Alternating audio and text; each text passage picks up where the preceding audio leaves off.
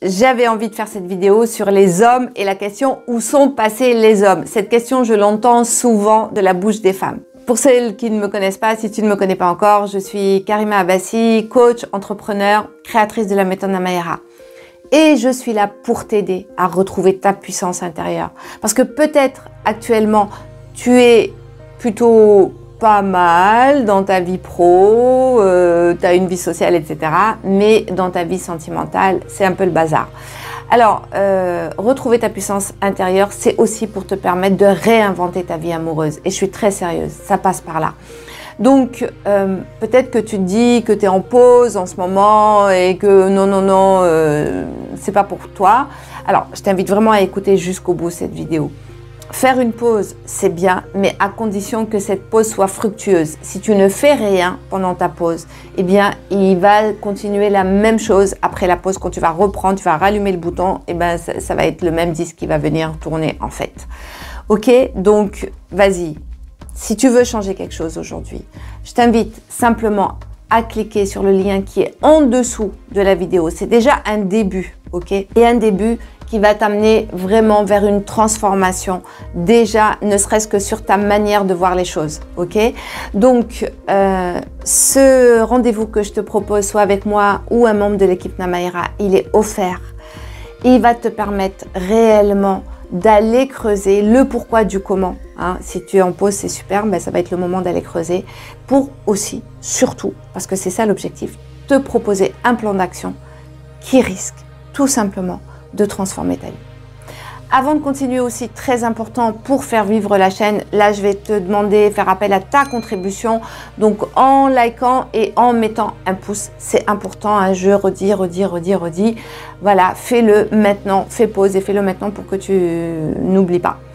Voilà, et puis on se retrouve juste après, donc pendant que tu remplis ton questionnaire là pour le bilan, on se retrouve après le générique.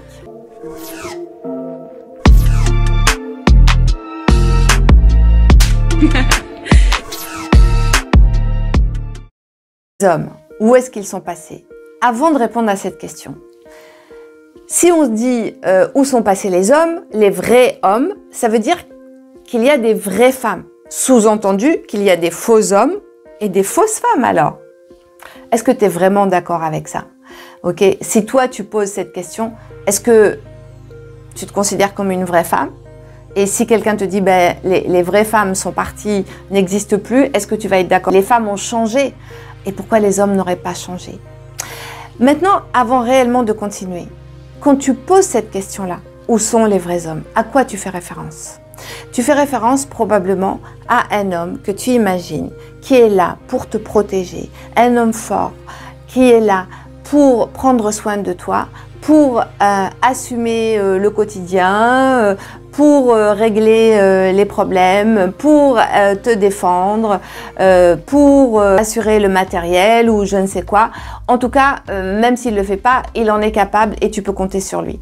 Et un homme surtout qui soit loyal, fidèle, comme l'ont été peut-être nos pères, nos grands-pères, nos arrière-grands-pères, nos arrière-arrière-grands-pères, voilà. Parce que la société était formatée comme ça. Quand la femme quittait le foyer familial, elle retrouvait le foyer conjugal. Et quand on se mariait, c'était à la vie, à la mort.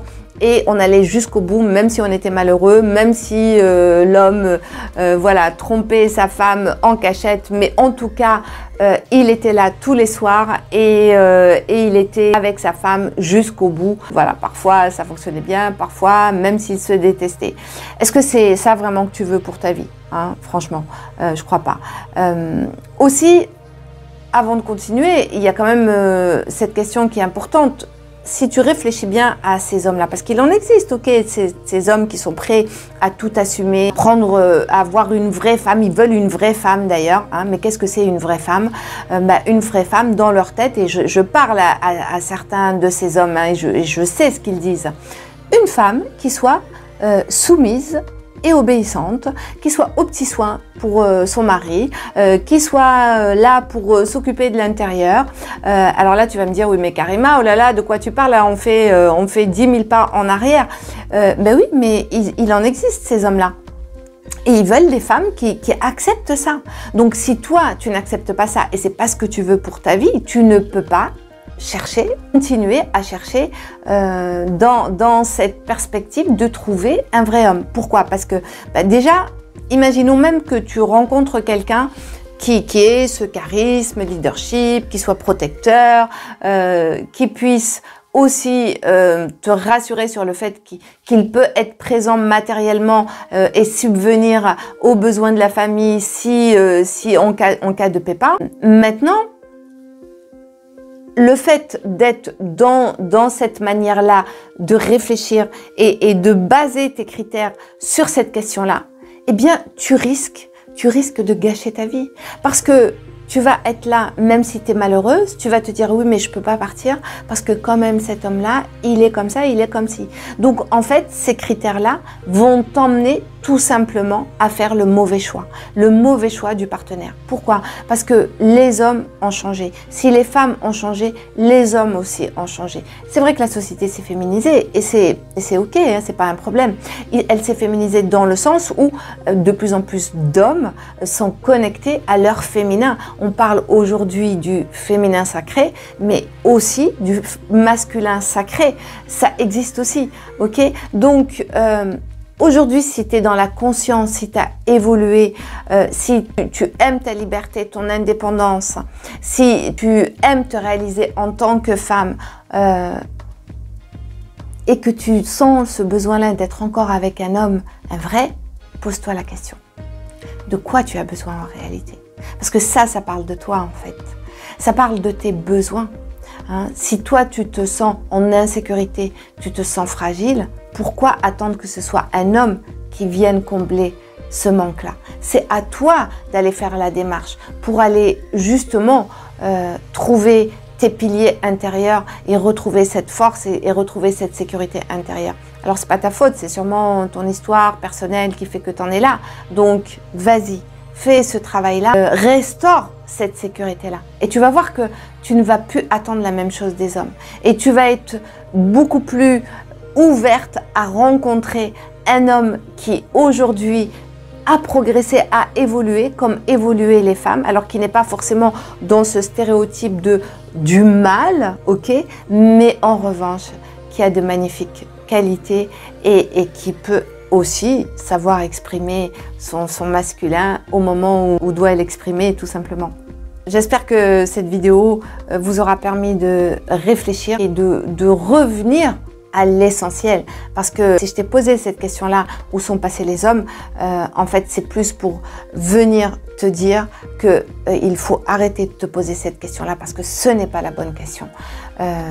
Voilà, la bonne question, c'est que faudrait-il plutôt pour que toi, tu atteignes un niveau de conscience et d'évolution intérieure qui va te permettre tout simplement de reconnaître l'homme, celui qui va se présenter à toi, qui sera ton compagnon compatible, voilà, avec tout son féminin et son masculin, et avec lequel tu vas pouvoir réellement avancer dans la vie, grandir avec lui et transformer cette rencontre en une très belle histoire d'amour.